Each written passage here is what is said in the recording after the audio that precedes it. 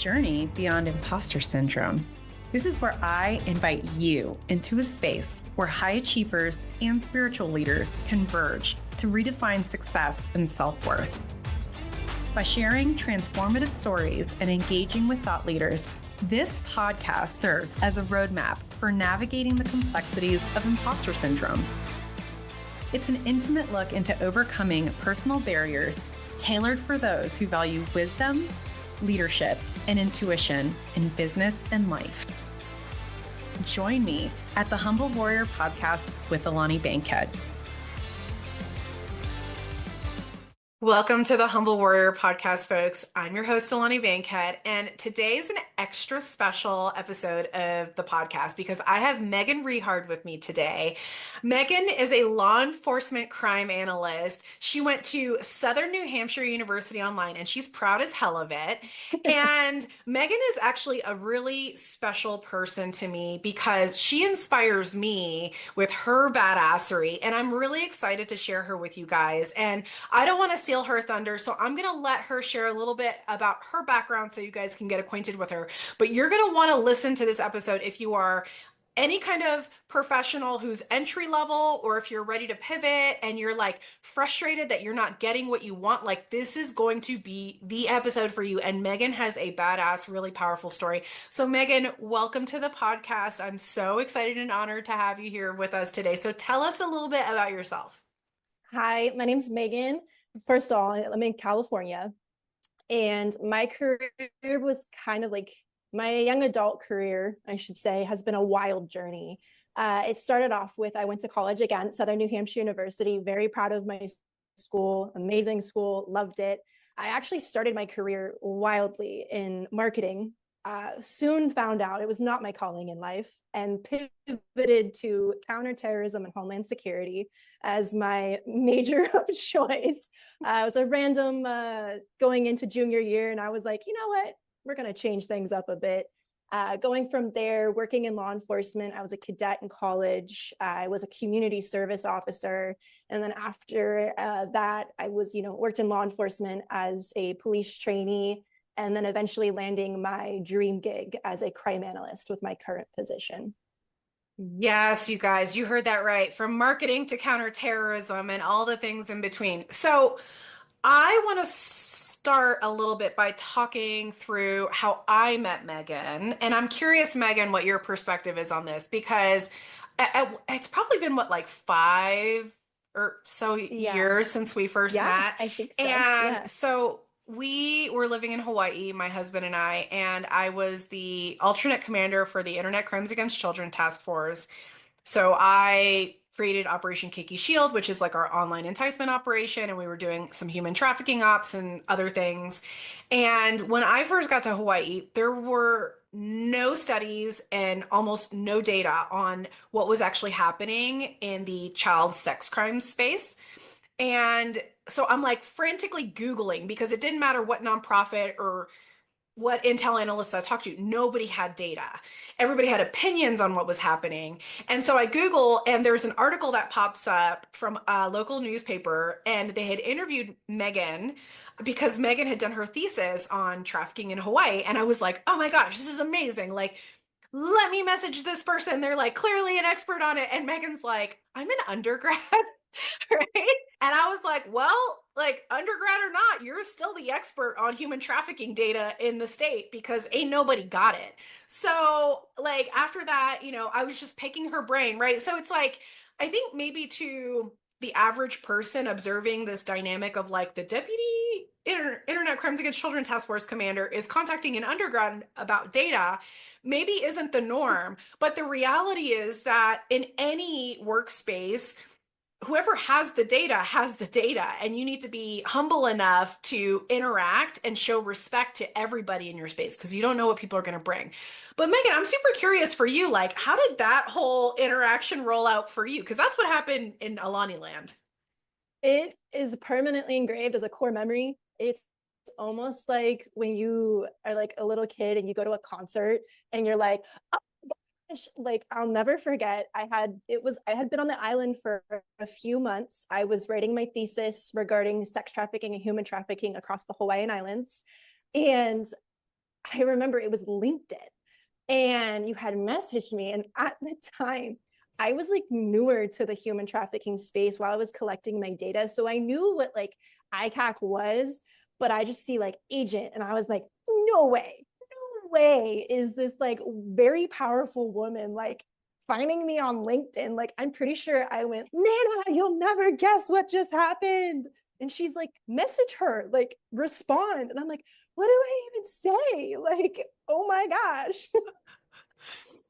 Oh, that's Yeah, hilarious. it was like I wrote a high for a few days after that first interaction. Like, I was just mesmerized that like I again was newer to the islands. I came from California. We were on two separate islands. Like, we weren't even like technically close. There was a ocean dividing us.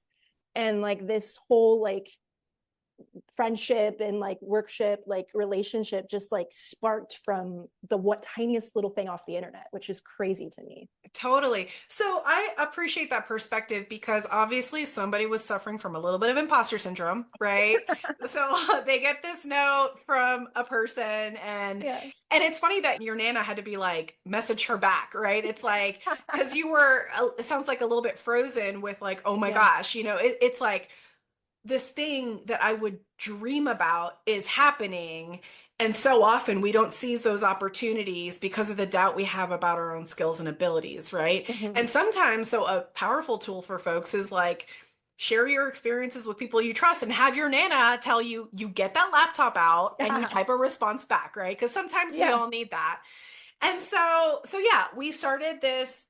I mean, it was a total professional working Yeah. relationship in the beginning, and then it did evolve into, we're friends, and Yes. over time we have talked about a lot of different things. Yeah. So what happened to you after undergrad? Like, tell me about your career progression and how you kind of kicked things off professionally for yourself.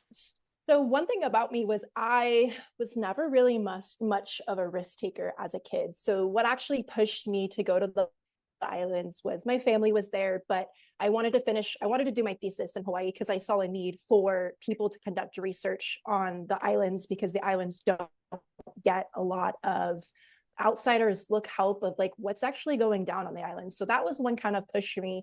And then also I saw a need for police officers on the islands, and I saw a need. I knew they needed help, and I thought maybe I could bring like the data, the perspective, like showing that like, hey, like we have a serious problem here, like let's tackle it together as one.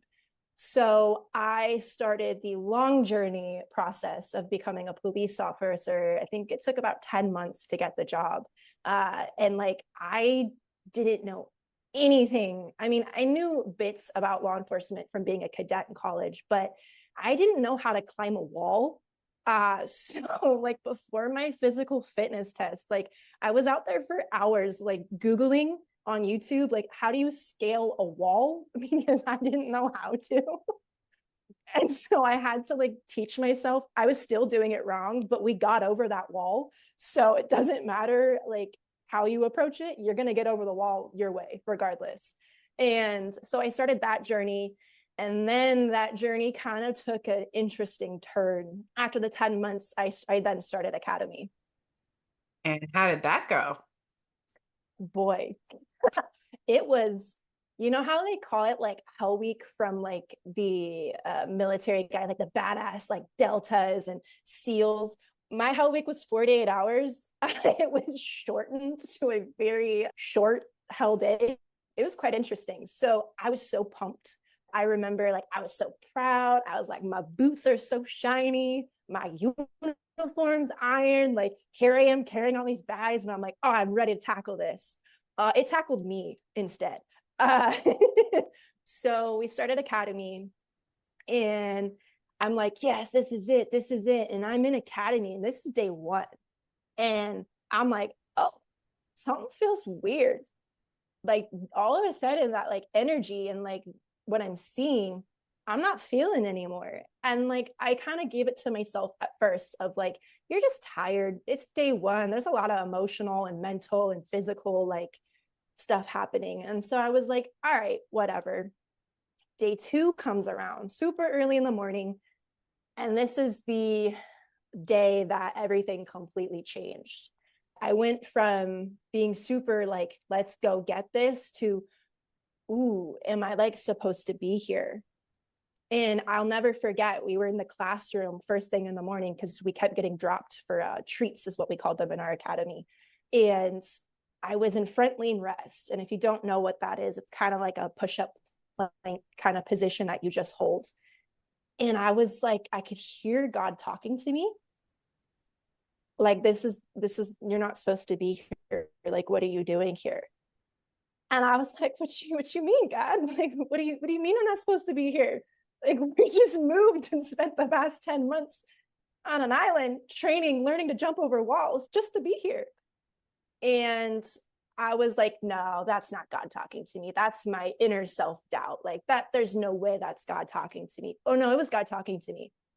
And I remember I was talking to myself, like actually out loud, and I didn't know because I had two dudes on my side, like looking at me, thinking I was crazy. And I'm telling myself, like, God, if you don't want me here, I'm not listening to you. Like, you're going to have to drag me out by my ankles. And I remember because the guy next to me was like, you're fine, you're going to be fine. Like, everything's going to be fine. And I'm like, yeah, I'm going to be fine. They can't kill you. Like, you're protected. Like, everything's going to be good. We're just going to keep grinding and like pushing our bodies to the limits, right? Because you're not going to die. They will not kill you. That's what I kept telling myself. You're not going to die. You can't die from academy. No one dies in academy. A couple hours later, our body starts failing. And TMI, but we start having episodes of vomiting episodes, fainting episodes. My body begins to shut down. And I didn't know that it was shutting down at this time because in my head, I'm just telling myself, you're not going to die. Think of that bubble bath at the end of the day. There is a light on the other side of the tunnel. Like, you're fine. But then on the other side, there was God telling me, like, you need to stop. And I'll never forget the moment they finally decided to call medics. This was about like maybe 3 hours into like once my body began to start shutting down. They called the medics and they said, you either go in the big red truck or we drive you to the hospital, but it's your choice. And that same voice that told me you're not supposed to be here was the one telling me to get in that big red truck. Like, you need to get in. And like, mind you, I was so disoriented at that time. Like, I didn't even like know how old I was. I'm pretty sure I told the medics I was like 19 or 20, and I was definitely like 22, 23. So like, I don't know what was going on, but I could feel like God's presence with me in that time. And then after I got in that truck, like that kind of day, I have no memory, but I get to the hospital and I get told after hours of testing that I'm in kidney and liver failure and my body's shutting down. And I got diagnosed with rhabdomyolysis from police training, which, if you aren't aware of, can lead to cardiac arrest. I had a friend on the island of Maui 2 months after I did, ended up in the same situation. She ended up in a coma for 10 days. And then about a month after her, a gentleman in Georgia actually ended up passing away from rhabdomyolysis due to police training. So it does happen. Yeah, that was kind of a 48 hours of like, we went from 10 months to 48 hours of complete life-changing experiences. Oh my gosh. Yeah, I do remember that season and the intensity that came after that. And Yeah, it's wild, right? Because you're a very high achiever. You, yeah, from what I know about you, you were very athletic growing up, like you've always been yeah. very fit. And so you have that mental strength from the physical fitness side of things to tell yourself, I'm not going to die, right? Like the logic Yeah. has to override what my body wants. Mm-hmm. So you were able to do that, except come to find out that like you can't actually die from the police academy, right? But that shows the power of the mind over the body first and foremost. Yeah. So then what happened after that? I hit a very dark path, and I believe we actually talked, and I will never forget. It was night two because night one was so bad that I think I had texted you. I was in like an accident or something had happened. I don't really remember, but you had known, and I must have messaged you or something. And then I think I told you it was like day two because I was in the hospital for 6 days. And I think I had like told you, like, I need to talk to you. And this was like night 2, which actually, weirdly enough, was my worst night in the hospital. So when you have rhabdo, you have creatine casein levels, which is the amount, I'm not a doctor, but I think it has to do with like how much proteins in your blood, which shouldn't be there. And mine were still skyrocketing even after not working out. And I remember I had called you and I was in my hospital bed. Again, I was living with my grandparents. So they're kind of elder. They're in great shape, very healthy, but they weren't at the hospital. My family was back on the mainland. I had nobody. My academy mates didn't show up for me. Like, I had nobody. And I remember I called you and I was crying because I thought I failed. I thought I I was listening to God. I picked up all my whole life, left everything behind, moved to an island in the middle of the ocean, which no sane person does at the age of like 22 and doesn't know anyone but her grandparents.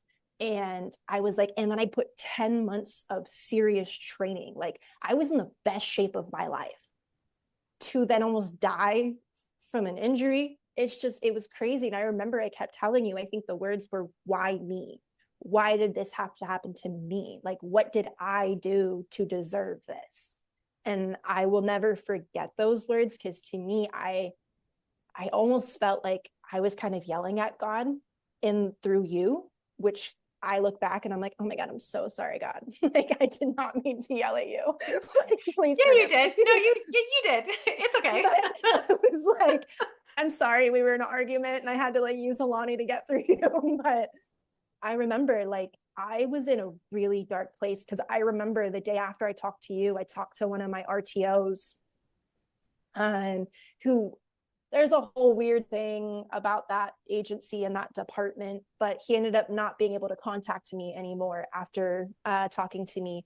But he had asked me, he's like, did you move here for this job? And I said, yes, like, this is what I was called to do. Like, I gave up everything and I lost everything within 48 hours. My insurance got canceled. I stopped getting paid. I mean, if I didn't have my grandparents, I would have been homeless on an island in the middle of the ocean.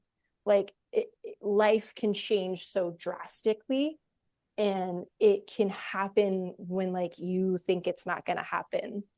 And I remember it was, I went through probably the darkest part of my times, because when I got out, I didn't have medical insurance and I had these injuries that were residual, and they were like, you're either going to recover or you're not. And I remember they told me, they said, you're either going to be able to go back into law enforcement or you're never going to step foot in an agency ever again.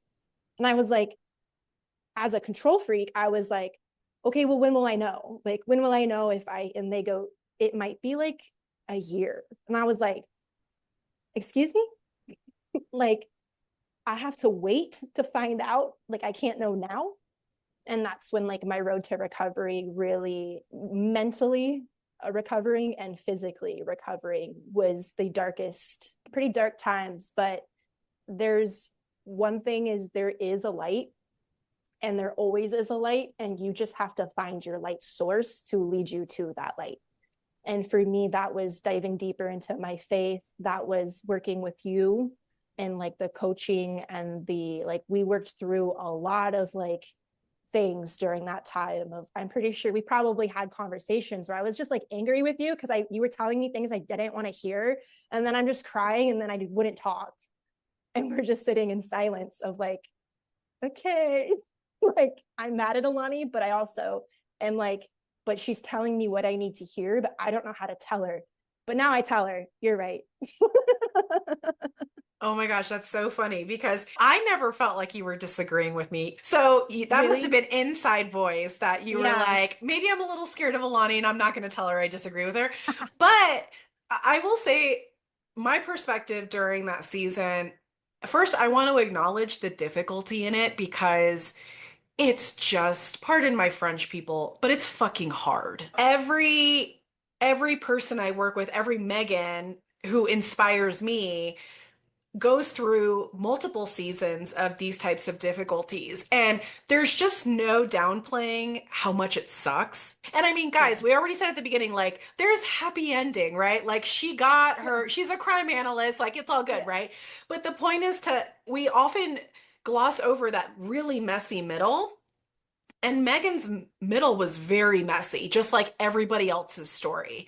It's just Mhm. oftentimes you feel like you're by yourself and that you're the only one who's gone through this, right? When you're in that why me mode, which is a universally human experience, to feel like, and I'm alone in this and nobody will understand.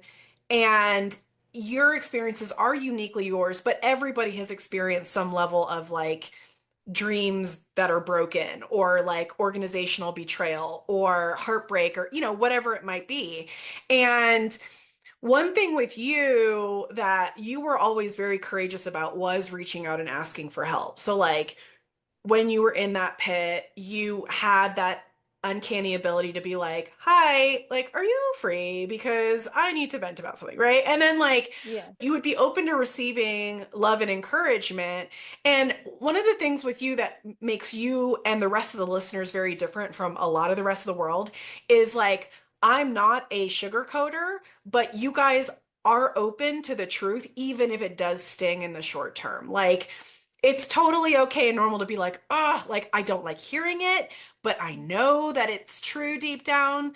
And it's okay to be mad and it's okay to lash out, right? Like we're all human and we are Mhm. control freaks, right? We're like, no, but I have a great plan and I want things the way that I want it. Yeah. And, but it is a process. And, at the time you're in your 20s and like life in your 20s, at least in my perspective, like you're just figuring out who you are. It's like you have these big dreams and you're like, but can I do it? And there's just all this like proving to yourself first of what you're capable of doing, right? Mhm. Okay, you get through this dark period. So tell Mhm. us, how did you get from there to crime analyst? So this is where I say dark times shine a light. And I do believe we have free will at to an extent, right? We have free will, but I feel, and we've talked about this many times, when you're a justice seeker, you can be like, forget law enforcement. I'm not going to go work in law enforcement. And then you always find a way back. Like when you're truly called to something, you can't walk away, right? Like I was like, we're going to go become a lawyer. I'm going to go to law school. And then I started studying and I was like, this stuff sucks. Like, I don't want to go to law school. I don't want to take the LSAT. That is not my calling. I was over analyzing like my questions and was scoring terrible on my LSAT practices. I was like, I don't care that the bus is yellow or the dog is blue. Like, you can't come to green. Like, I don't understand what's going on. Right.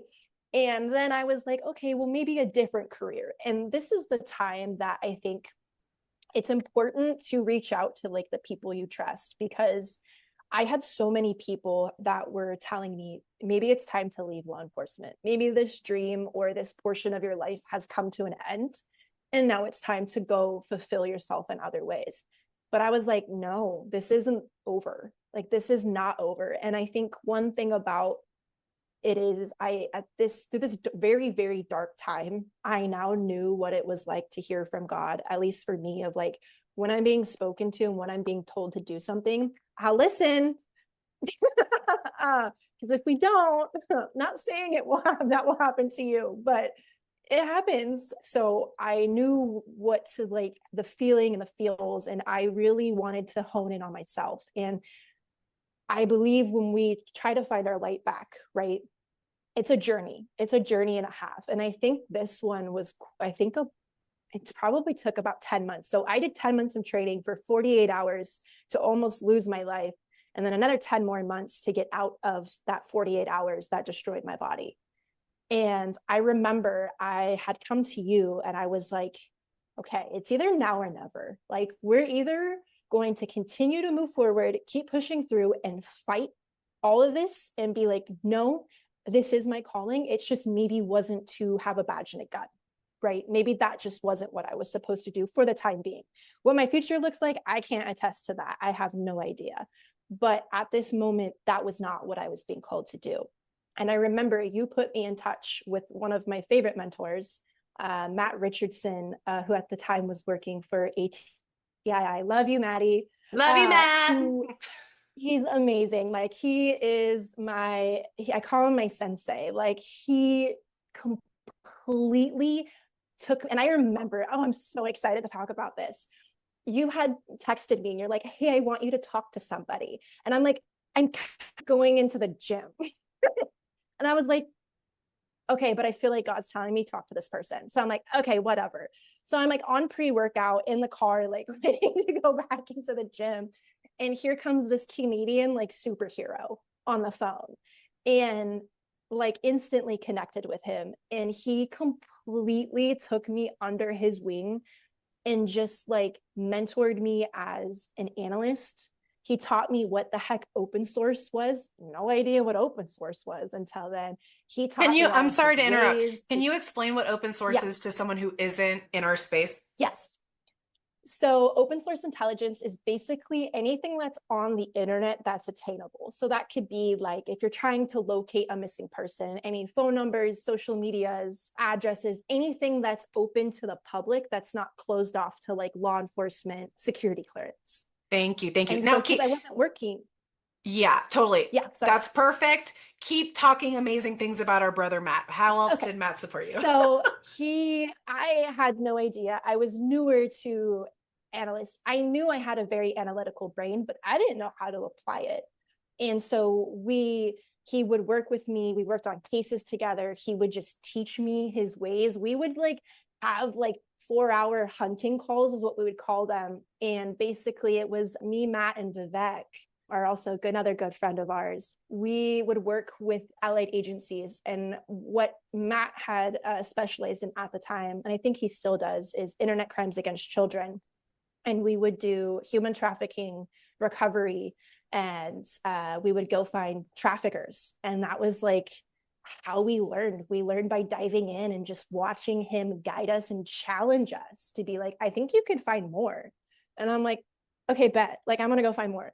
And then I'm going to come bring you my report. And then, so like, just a true, honestly, a huge light source in my dark tunnel. And like, I couldn't have found him without you. And like, you guys just shining the light towards, okay, this is where I'm meant to go. So I fell in love. Like I got bit by like crime analysis and intel, and I was like, ooh, this is my niche. This is where I'm meant to be. Like I'm good at it and I love it. Like it's kind of like an addiction. Once you find what you love to do, you're like, I can't see myself doing anything else. Like forget law school. I want to go become an analyst. Thus started the journey of trying to become an analyst. And did not know it's actually one of the hardest jobs to land. And I'll get into kind of why I think is why, and like what I would like to see the world kind of change a little bit about crime analysis. But so I started working with nonprofits to get my experience, and I was in love. I didn't have a job at the time. It wasn't until a little bit later in the story that I get a job. So I was spending like, this is crazy, 10 hours a day working on these ops, and I'm not getting paid for nothing. Like I'm not getting paid, but I get to speak to like these super, super intelligent people of like, I'm on the phone with the FBI and like my analyst group, and they're asking me like how I uncovered like this trafficker at a massage parlor. And I'm like, blah, blah, blah, blah, blah, blah, blah. And like, that's how I found it. And they're like, okay, like we're going to run with it. Okay, that's cool. I was in this room. I'm in my bedroom at my parents' house, like hunting, traffickers for fun. And I was like, this is what I meant to do. And I kept telling people, like, if I could get paid to do what I do for this nonprofit, but as a job, like that would be the coolest thing ever. So I was like, that's it. I'm going to go become an analyst. This is where I think a lot of listeners and people can relate to. You get a lot of doors closed in your face. So I had started, and it's actually interesting. So one of my first interviews off the back was, and I'm going to say the agency because they're fantastic. I had interviewed with the TBI, which is the Tennessee Bureau of Investigations. I was like, I could go move to Tennessee. I moved to Hawaii, West Tennessee. And this woman who led the intel unit was amazing. Like I have nothing but much respect for her.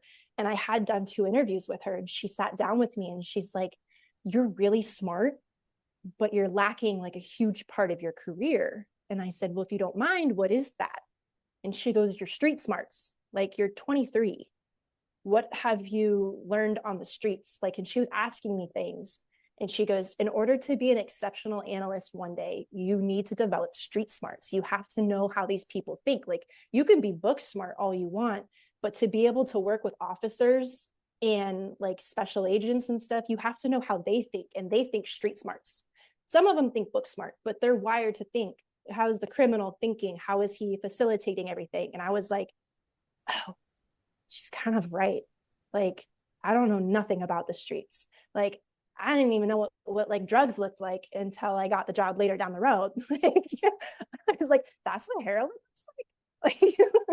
So I was very sheltered. So I was like, okay, whatever. I'm still going to keep applying for these crime analyst positions. I applied to 72 throughout the United States, from the West Coast to the East Coast to the South to the North. 72 no's. In this position, in this literal frame, I had interviewed with the FBI, and I still have the voicemail on my phone because when I was a little girl, my dream was like, I want to work for the FBI. I want to work for the feds. Like, this is what I'm meant to do. And weirdly, it wasn't for an analyst, but it was for an entry-level position that I could then build up to hopefully one day an analyst. And I got the offer. And it's still on my phone to this day because I think it's so cool that the FBI called me, was like, hi, this is blah, blah, blah, blah, blah from HR from the Federal Bureau of Investigation. We've been trying to contact you about your job offer. And I'm like, oh my gosh, like, this is amazing. Like, I did it. And then that feeling that I had in Hawaii, that feeling of this is not where you're supposed to be. I was like, ooh, but please God, no, like, I really want this. Like, this is where I'm supposed to be. Like, I did it. Like, I got it. And he's like, no.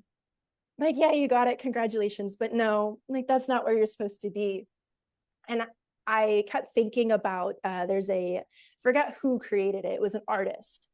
And it's a depiction of Jesus. And he has like the small teddy bear in front of him, right? And then behind his back is a much bigger teddy bear. But you can't see what's behind his back, but you see the small teddy bear. And so at the time, I didn't know the small teddy bear was the FBI, and my now career is what was behind his back. But I remembered and I listened, and I was like, okay, we're not going to take it. And I remembered I emailed them and I called them and I said, I really appreciate the offer, but I'm going to have to decline. And she was like, well, did you get another job? Like, did you accept something else? And I said, no. She was like, so you're just turning down the FBI for no other job? And I was like, yes. And this woman thought I was crazy, and I felt like I was crazy. And my family was like, you just got a job. Like, what are you doing? And I was like, don't worry. Like, we got this. And what kept clicking in my head was, if this is what I want to do long term, I need to go hit the streets somehow. Like, I need to go develop some sort of experience. So I took a really good federally paying job to a really poorly paying job, but the experience was exceptional. I was a community service officer. So for those that don't know what that is, you're kind of like a mini junior officer-ish, not really, because you really have no no authority other than to like tow cars and take paperwork, which in reality is as bad as it was. Like, it sounds, but I was in love. I was in love because I got to learn. I got to like go with officers. I would ask them questions. I would get to go on scenes with them and watch them and just step back and observe. And it's crazy how much you can do that. And then eventually in California, community service officers could go to like classes to get like their credentials for posts so they can investigate cases and stuff like that. So eventually we worked towards that. And I did about 2 years as a community service officer. And some of the days I was like, I went to school for counter-terrorism and homeland security, and I'm taking a traffic collision report for a hit and run. Like, this is where I ended up. This is crazy. not to shoot down like community service officers are fantastic, and to be honest, they're like one of the backbones, I think, of any agency, because it allows officers to do their job successfully, and they're amazing, but their work sucks. Like, it's just a bunch of paperwork and it's tedious, but you get to learn. And I got to be on the streets, and I got to interact with people who were affiliated with gangs. I got to interact with people who were of different backgrounds, different values. I also got to bring a lot of joy to families being a community officer. I remember there was a woman, we're side tangenting here, but this is my aha moment of like, no, like this was good, where her electricity was turned off. She had no Christmas. Her boys weren't going to have everything. And I'm like, we're changing that. Like, we're bringing Christmas to this family, and we're going to get them back on their feet and stuff. So you going off my tangent, when you think that you're not where you're meant to be is where you're actually supposed to be, you'll know. And then about after the 2-year mark, I had felt like, okay, I learned enough that I could in the position that I was in. Like, I accomplished my goals. I honed in on my investigation skills. I learned the streets. I think it's time to apply again. So I started applying, and I got about 20 rejections. And I was like, oh, we're going back down this path again. And mind you, I had already gotten like 72 rejections. So we're like, I don't know, my math's not very good, but we're almost at 100 rejections. And like by that point, you would think like you need to give up. This isn't what you're supposed to do. And I remember the agency that I'm currently at was piggybacked off of another agency. So they did like a tandem hiring thing. And multiple agencies kept telling me, you're not qualified. Like you don't know what you're doing. Like you have like you don't have a crime analyst certificate. No, but I have a degree. I have a 4-year degree that says otherwise. And they're like, yeah, but you've never held a paid title as a crime analyst. I was like, no, but I've been working with a nonprofit group with the feds, working as an analyst for the past 3.5 years or so. And they're like, yeah, but that's not paid experience. There's a difference between paid experience and volunteer work. And I'm like, no, there's not. I just didn't get money from it. That's the only difference. And the agency I'm currently at, the partnered agency, told me I wasn't qualified and ranked me at a 0 out of 5. And I was like, oh, I'm not getting it. And then my agency calls and was like, we would like you to come in for an interview. And I was like, it was the day before my interview. And I was like, I'm on duty. Like, I can't call. I felt weird calling out sick to go to an interview. I feel like that doesn't look good. And I was like, can I do a Zoom? And they were like, yeah. And I had told my sergeant at the time, I'm like, hey, I got an appointment. I'm going to have to take my lunch at this time. And no big deal. Like, take your lunch. I was on the side of a dirt road, complete uniform, terrible Wi-Fi, like on my phone, did the interview. And I was like, ooh, I'm not getting it. But that was good experience, but I'm not getting it. And then I get a call back, and then I go in, and I was like, oh, there's no way I did good. Like, there is no way I bombed that interview, like, but in a bad way. And I remember when my chief, my supervisor, called me and offered me the job. It was like, I think I told her, I was like, are you messing with me? Because it's not funny if you are. And she's like, no, like, I really want to offer you the job. Like, we're very excited. And it was weird because imposter syndrome, like, almost didn't let me live my like moment. Like, I was like, but I'm unqualified. Like, I've been constantly been told no, like I don't have the credentialing, I don't have the paid experience. And it was kind of like I didn't get to like live in that moment when I first heard, like most people would. Most people would go out and celebrate, like, oh my gosh, like we did this. And I couldn't, I was almost like, and for a year, like it wasn't until like kind of recently that I'm like, oh my gosh, like why did I even get the job? Like knowing that I was qualified, but because you allow other people in the world to tell you your own worth, you start to believe that your worth is what other people see, but your worth is what's defined by you and not others. And I think that is huge because people are always going to be telling you no, especially being young, relatively young. Like I'm 26. I'm considered very young for the Intel community at the position I hold because I'm the only one in my unit. So we're building the Intel unit, and I'm like at least 5 to 6 years younger than everyone else in my agency. And like sometimes you feel like, why me? But then you remember that it's not what other people tell you, it's what you tell yourself. And this is where I kind of get on the point of people can tell you no all the time. You can get the door slammed in your face. But if it's what you truly believe you are meant to do and this is where you want to go, if you can't kick down the front door and you can't kick down the back door, you grab a ladder and you scale the house and you go in through the window.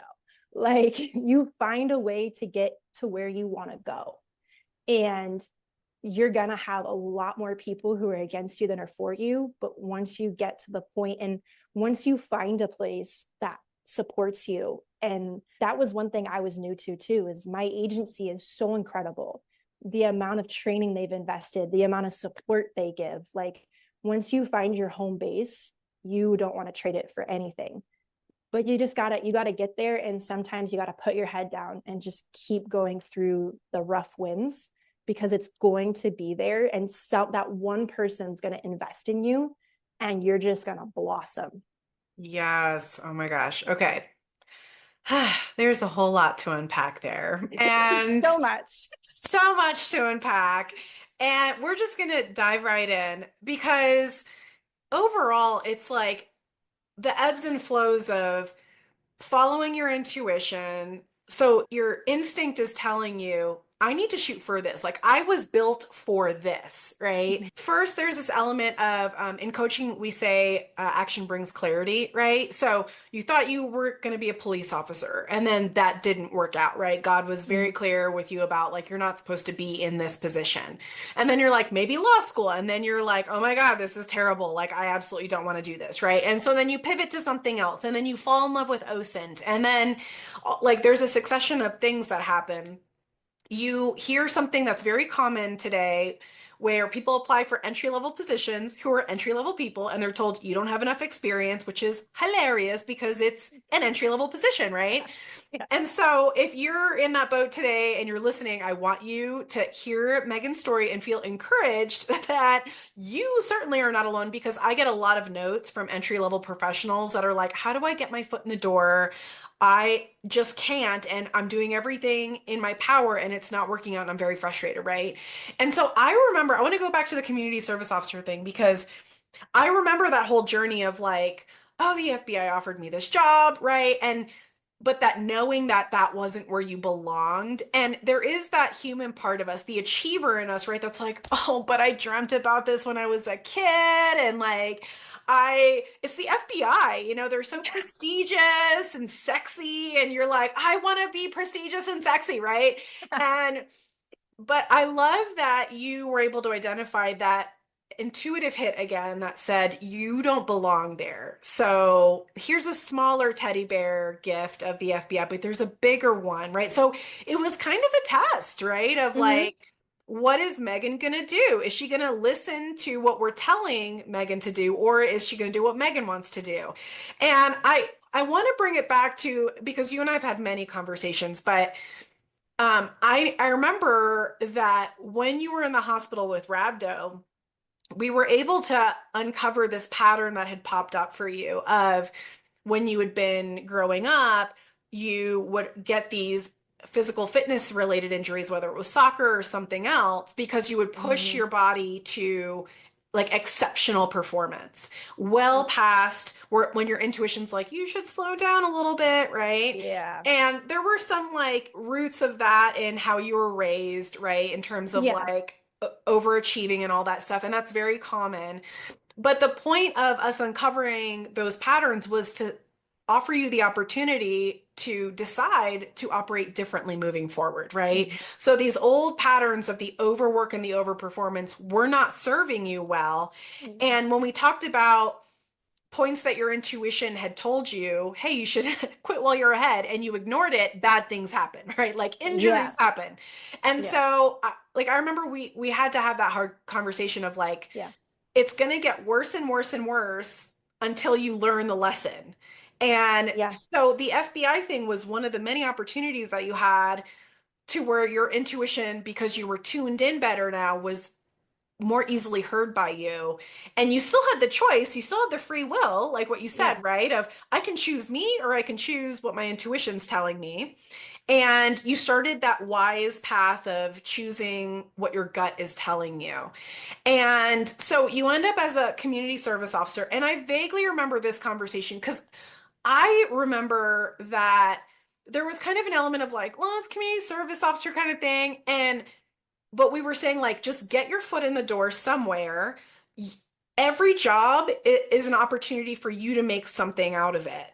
Mm-hmm. And basically, one thing that Megan totally glossed over, you guys, is that she basically became a de facto intel analyst for them, right? And like I remember towards the end of your time there, you were like inundated with intel requests. Like, tell us a Yeah. little bit more about that.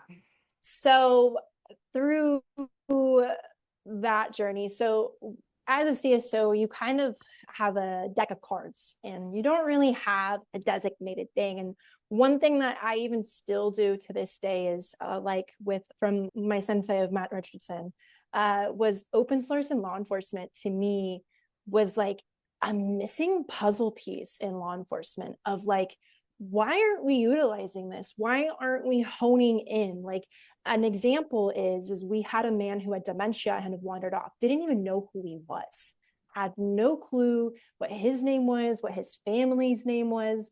So we were able to figure out the car he was driving, and it was registered to his name, which still not sure how that happened, but anyways, not the part of the story.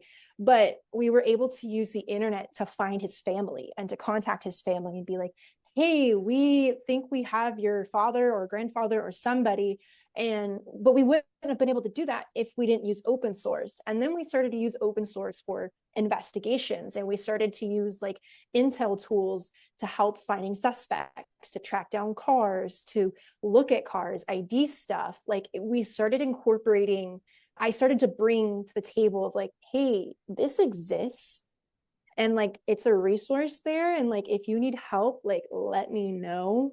And I'm pretty sure that's how I got my desk upstairs next to the detectives, was by like feeding them cookies of like, here, this might help your case a little bit. Like I remember we had one where it was a guy who unfortunately had been abusing a child and molesting her, and the whole premise was, well, he's only done it once. That was like the whole argument, right? And like the court system and everything was, he's only done it once, which is terrible mindset, like shouldn't even be brought up to me. But that was their defense.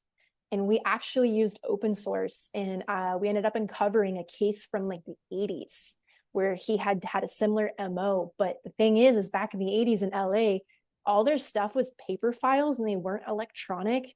So like when we submitted our requests, they had to like go scavenge like the depths of whatever the Los Angeles paper files was. And thank goodness the file was still there. And we were able to use like open source to better solidify a case to bring justice for a child, and like to help bring justice to that child and help allow the justice seeking to occur based off of like just a little bit of intel digging. And I ended up having officers on my shift. We started coming to me like, hey, I'm working on this case. Can you just dig up stuff and send me like a little mini intel report? Sure, no problem. Like, that's what I love to do. And so that's kind of how like that process kind of started. And then I offered to teach. Some cops wanted to learn. Some cops were like, nah, I'll just let you do it for me. And I'm like, okay, that works too. But Yeah. it got crazy. Like it got to a point where I was like, oh, this is really useful.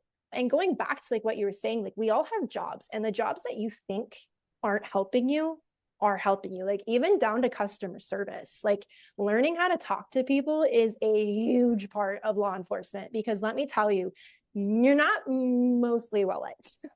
And just learning like we're all human at the end of the day, whether you have a badge or you don't have a badge, and like learning to treat people with respect and treat them like they're human. Like that can come down to like community, or that can come down to working in like customer service. Like when I was in high school, I scooped ice cream and had the rudest customers, but I tried to make their day as good as I possibly could. Like I never would have thought that experience would like help me where I'm at now of like trying to talk to people and Yes. communicate. And there's like three Yeah. points I want to make just off of that because that is so good what you just shared. So first of all is in those conversations, so because I have a little bit more time in the space than you do, right? Like you're still figuring your stuff out at the time, and we're like, just get your foot in the door. And you get Yeah. this CSO position that, some people might be like, that's not sexy. Like, you don't have a badge and a gun, like No, whatever, it's right? not. But the point is that like bloom where you're planted is a powerful tool, right? The point is Mm-hmm. you get your opportunity, you show people what you're capable of, and you were able to create this whole niche where people realize the value of intelligence to support their cases and seek justice, right? So, point two, I'm Mm-hmm. going to put my law enforcement hat on for a minute because if you're a law enforcement, I want you to know that you need more intel analysts. And that's something that I've been an advocate for a long time. Any jurisdiction I'm in, I will tell them, you guys, if you don't have intel analysts, like you really need some because they make better cases, they're more efficient, like you get better wins, And I'm like, do you not like doing less work for better success? Because I like working less if I can, right? Like, but there's so many jurisdictions that don't buy into intel analysis, and I'm like, I don't Mm-hmm. understand how. But okay, whatever. It's I can yeah. lead a horse to water, I can't make it drink. But Yeah. but it's funny because even I do international training of law enforcement agencies and how to protect kids in online cyber crimes. And law enforcement in the United States has limited resources. In South America and in Africa, it's way less.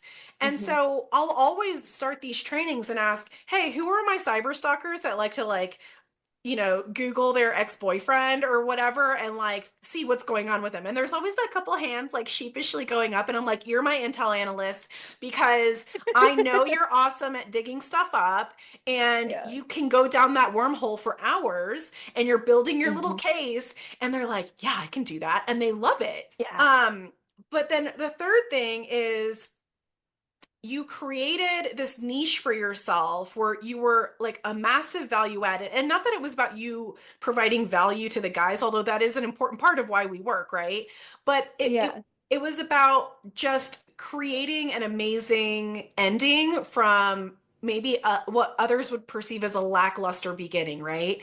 So having the Yeah. humility to say, like, I will totally do this work because the goal is to get the street smart. So Megan was always very focused on like, I'm here to gain the skills that I'm lacking in order Mm-hmm. to achieve the real goal, right? So Mm-hmm. then FBI comes up and you turn that down. And then this other job opportunity pops up. And I still remember you called me after that interview and you were like, I bombed it so bad. And you were just like all in your feelings about it, right?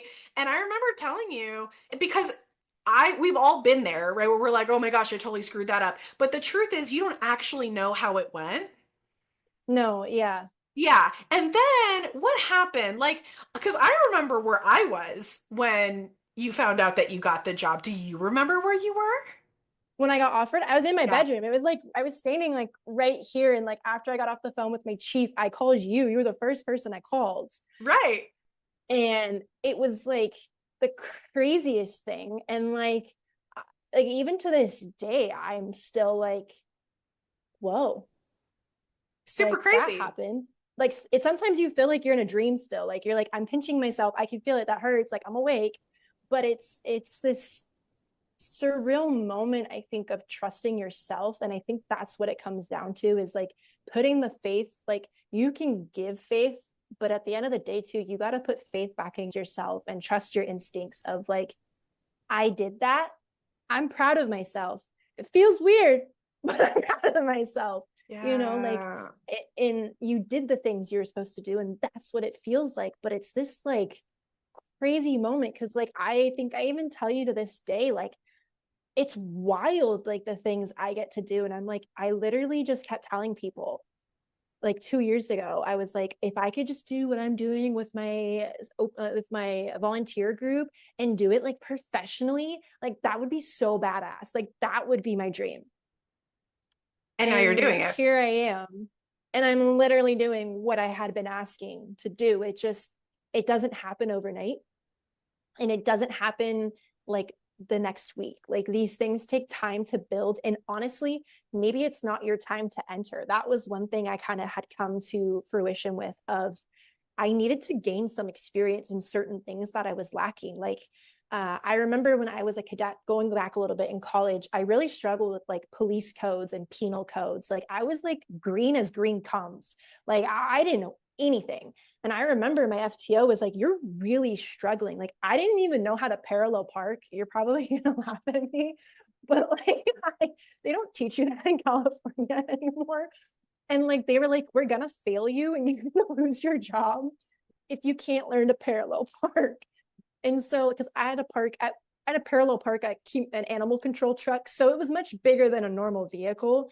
But I remember my dad like having to set up cones and going out on the weekends and parallel park. But what I always took away from that experience was I didn't like, they were telling me blatantly, like, I never lost my job. I ended up leaving to move to Hawaii and stuff. But they were always like, listen to when people say, like, hey, you could work better and taking constructive criticism, like, more open. Because then when I went and worked at this agency, you best bet I had flashcards to memorize my codes. I was learning my penal codes. Like, I wanted to make sure, but all that training and all that learning set me up for where I'm at now. Like I can have like a conversation and it just rolls off the top of my tongue like it's easy. Or I go on surveillance and I go out on these operations now and I know what's going on because I got to work on the streets with the cops and understand and listen and observe and absorb. Like that was huge. And that's what my time as a CSO was to do, was Yeah. listen, observe, and absorb. And And that that's exactly what I did. so good. Yeah. So there is no experience that goes to waste, right? So No. if you're listening and you're frustrated because you're like, this is not the job I want to be in, just remember that every job that you have is leading you to your ultimate Yeah. destiny. And I know I've shared with Megan in the past that that was exactly my experience as well. Like earlier in my career, like the first 10 years, I remember thinking like, I'm a jack of all trades, master of none, right? Like I've hunted terrorists, I've chased spies, I was a bodyguard, I like did all these things. And I'm like, they're not connected until the moment where they all connected. And I was like, oh my gosh, this is insane that it's happening Yeah. this way. And then I'm like, okay, like maybe there is a master plan that I'm not aware of, and maybe I should pay better attention to those intuitive hits, right? But Mm-hmm. but I love that. And guys, of course Megan's very humble, but just to like toot her horn a little bit, the work that she's doing now, like she was basically pilfered to create the intel unit. So she gets to create this whole mission. Yeah. And that's because someone who had the wisdom to recognize her skills and abilities, even though this whole other agency was saying, you're not qualified because you didn't have a paid position and that wasn't your duty title and like all this bullshit, right? Mm-hmm. And it's we're not dogging on people who were black and white and following the rules, but the point is that maybe that was protection so that you could be redirected to this even better mission. Oh yeah. And it is so fun when I get Megan calls because, especially in this season, because it's usually some technical, like, hey, this is happening with this case. Like, what do you think of this? And da da da. And like, or sometimes it's event, right? Because a lot of the cases that we work can be really heartbreaking, and we are there to support each other in those really difficult case types. But the fact is that like we share Megan's story today because it has been a roller coaster, as you've Yeah. all heard. But the point is that whether you're entry level or looking to pivot, one of the constant themes that Megan has presented today is when it's truly your life purpose, Alani likes to say you're either going to get dragged into it by the universe or you can go willingly, one of the Mm-hmm. two. And so initially, Megan had to get dragged until Megan was like, it's not fun getting dragged. I will be a willing participant in this creative story, right? But it's been such an honor and such a joy to watch your progression and your growth as a person, as an analyst. And obviously, I love me some analysts, and we need more because analysts are just fabulous unicorn creatures that just make everything better and more powerful. And so, this has been so good, Megan. And unfortunately, I know like I could talk to you all day about these things. But if there were some key messages or a key message that you really want the listener to walk away with today, what do you Yes. think it would be? Honestly, I look back and I tell myself, what's one thing I wish I would have told myself back when it was really dark and dim and you want something so bad, is that keep walking, keep going.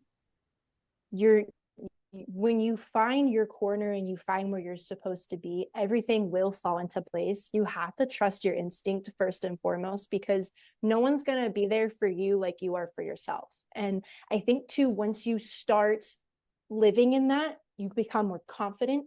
You become almost like this, like people come to you to ask you for advice, because the way, once you believe in yourself, it's perceived to the world. And I think that was a huge thing like I was lacking at that time. And again, as a new analyst, like I'm still a baby analyst, like we're just getting started. Like we just started that book of that chapter of my life. And to anyone out there who's being told no, if someone tells you no, move on. Okay, thank you. Next, as Ariana Grande says, like you move on, because there's going to be that person that's going to tell you yes. And I promise you, that journey is so much more worth it. And you just got to persevere and fight through it.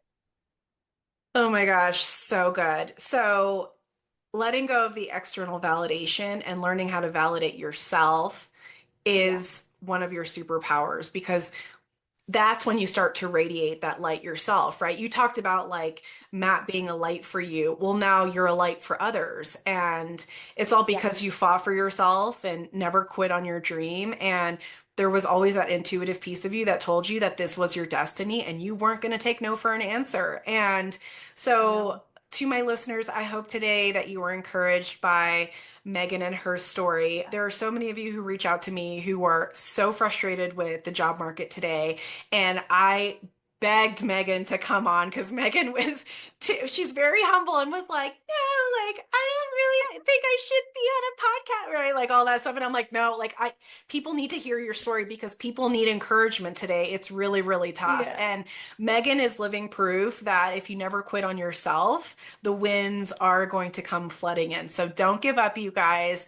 If you want to connect with Megan, we are going to include her LinkedIn profile on the show notes so you can connect with her that way. And Megan, thank you so, so much for encouraging my audience today. They and I are both so thrilled that you're here with us today. And guys, if you're looking for more resources, check out my life purpose exercise freebie on the website, mightysparrowcoaching.com, or you can check out my book, The Least of Us, How Your Imposter Syndrome Points to Your Greatest Power.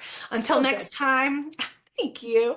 Until next time, humble warriors, please remember that the world needs who you are made to be. Thank you for joining us today on this journey to discover how you can harness your inner imposter to work for you. If you enjoyed this episode and would like some help overcoming your imposter syndrome, check out the free life purpose exercise on my website and subscribe to my blog. If you already know what your life purpose is and are ready to crush or harness your imposter syndrome, then you're going to love my best-selling book, The Least of Us, How Your Weakness Points to Your Greatest Power, available on Amazon and all major book retailers. Or you can hit me up at alani@mightysparrowcoaching.com to discuss private coaching or corporate and government training. That's ALANI@mightysparrowcoaching.com. Listen, there's only ever been one you, and there will only ever be one you. And you have a specific gift to give that the world desperately needs. Don't let your self-doubt be the thing preventing you from living your most joyful and impactful life. Until next time, I'm always cheering you on.